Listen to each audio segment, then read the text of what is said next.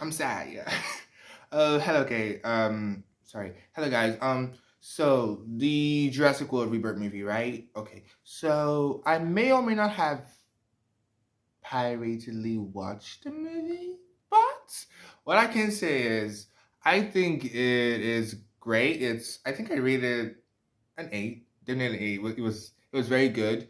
Um, Jonathan Bailey, doctor. I think I'm sick. But yeah, his performance there was great. I think I liked the dynamic of, an out of the closet guy, an out and proud gay man actually playing a love interest to Scarlett Johansson, our lead actress.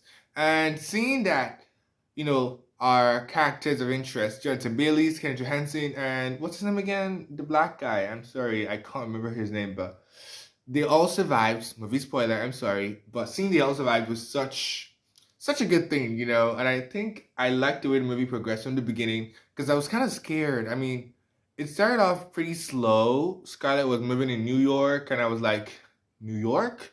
Are we basing this off New York? And but then it was a great movie still. It started pretty slow, but once it really started, it really started. I think I was really impressed by how lifelike CGI is now. Like God, I mean, I do research before I even do movies, but I do research, and God, the dinosaurs are like real, real. Um, so essentially, the movie's great. I recommend you watch it, pirated or not. You know, my top favorite moments in the movie include, I think, the scene where Jonathan Bailey almost falls from the cliff and actually eventually lands in the water I was like, oh God, he was about to die. Oh Jesus. I was really, really like, happy about that. I thought he was dying off, and I was like, oh no, my favorite character is dying off. But he didn't die. I like that scene. I like the scene where um our villain gets, I think he was swallowed whole, right? It wasn't really funny, but I like that. I like that whole villain, retribution arc. That was nice to me. I like that.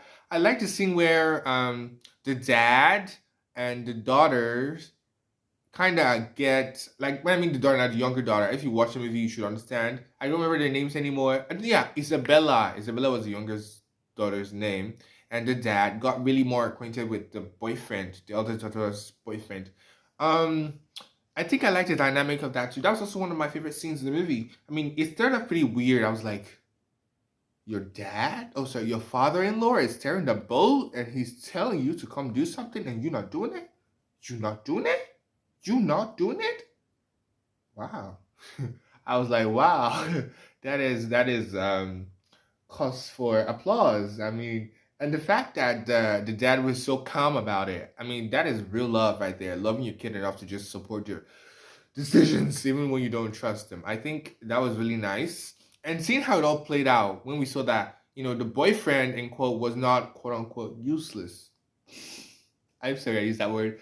But seeing that that's how it all panned out and the boyfriend wasn't useless, he actually did help for the most part of the movie after the beginning, of course. He was actually very useful. Another funny scene was, why do I have to say this? was when the boyfriend wanted to go pee and he was peeing, trying to lick it or whatever, and we can hear the sound of his stream or whatever now. And behind him, we see these dinosaurs kind of fighting. It was, I don't know, it was kind of weird, but I even think that could be made a meme. I could actually make that a meme. That was so funny. But yeah, the movie is an 8 out of 10. I wouldn't give it 10 out of 10 because the beginning was kind of slow, but it really picked up well. It was great. It was nice. I think it's gonna be $1 billion movie. Like maybe give it like 2 weeks, 3 weeks. It's gonna be $1 billion. It's a great movie. Recommend you watch it. Goodbye. Yeah, I have to go to sleep. It's you don't care. Good night.